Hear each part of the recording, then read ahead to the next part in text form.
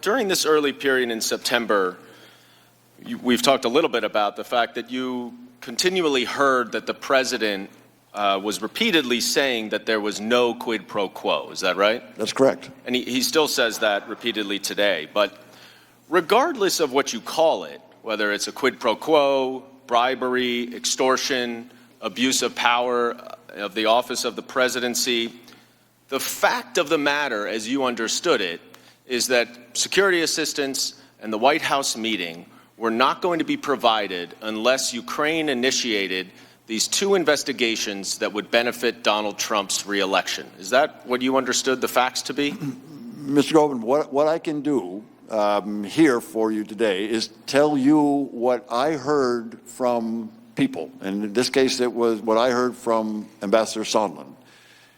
He described conditions for the security assistance and the White House meeting in those terms. That is, that were dependent upon, conditioned on pursuing these investigations. And you heard that from Ambassador Sondland himself, correct? Correct. And you also heard a similar story from Mr. Morrison as well, is that right? Who also talked to Ambassador Sondland about the conversations that he had had in Warsaw with Ukrainians. And what Mr. Morrison recounted to you was substantially similar to what Mr. Sondland recounted to you, right? Yes.